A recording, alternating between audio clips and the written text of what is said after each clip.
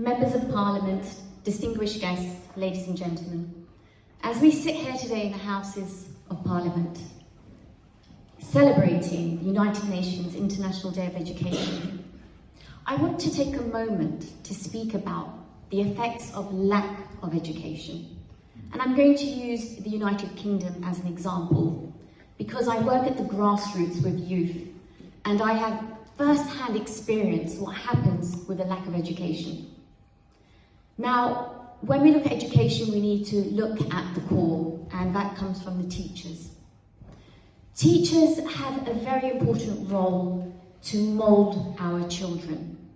But unfortunately, due to lack of funding and lack of resources, they're overworked. This has meant such things as learning difficulties aren't diagnosed early enough. We here, of course, in the UK, we diagnose hearing difficulties, speech, but we don't look at other learning difficulties. So you could have a pupil in a classroom that is suffering continuously over the years from 3 to 9, and it means that they're not getting involved in the classroom, they're falling behind, and then that can result to bad behaviour because they don't understand and it's not being recognised. This then results to problematic children who then may cause problems in the classroom, and oftentimes they get expelled.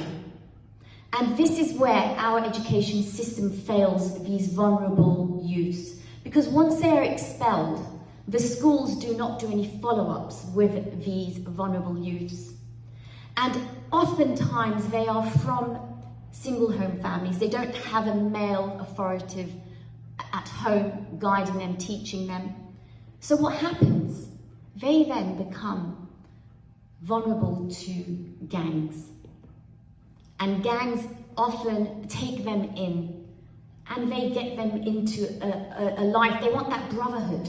That's what they're lacking.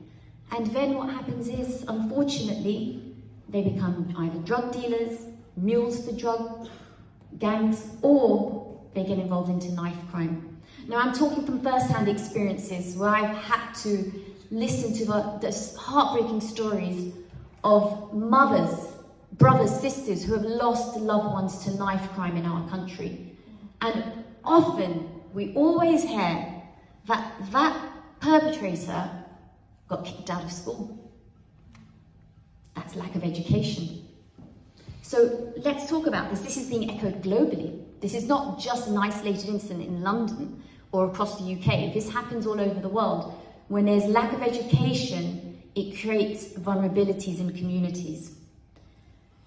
That is why it's fundamental educational institutes work with communities and they work with private organisations. Because where the schools lack the credibility, where they lack the resources to be able to diagnose these behaviours and actually address them, they don't address them.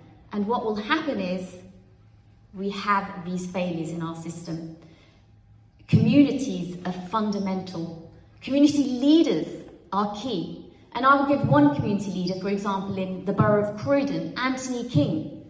He is a hero in our community because he works with multiple education institutions, schools and colleges, and he brings them together with other organisations so they can identify youth that are suffering, youth which are vulnerable. And it is these people, these organisations at the grassroots, which will make the change. Now I'm going to stay on Croydon, I'm going to give you some examples of these successful partnerships. And that includes the Oasis Academy, Croydon College, that have partnered with Main's World and Fitness Forever. Incredible organisations. Fitness Forever and Main's World work with youth, they empower youth, they build character in youth through music. And they have teamed up with Croydon College and the Oasis Academy to actually provide these extra activities, and also in Croydon College as courses for children. Because if we want to work with youth, what we need to do is understand them, and we need to connect with them. And how do we connect with them? We connect with them through their passions. Once you connect with them through their passions, then you can actually start shaping their world, changing their world, empowering them, creating new immersive ways of education. Let's be honest, it's time to change our curriculum. Our government needs to wake up and understand it's not working. It's old, it's so traditional that it hasn't been updated. It's time for an upgrade, and maybe that should be echoed globally.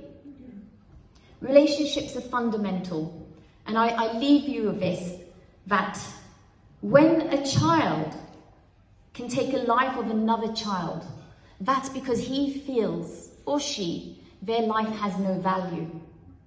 So we must teach our youth that their life is valuable. We believe in them. We want to empower them to be all that they can be.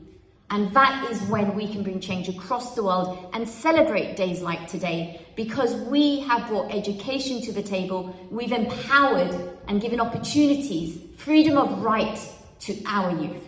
Thank you.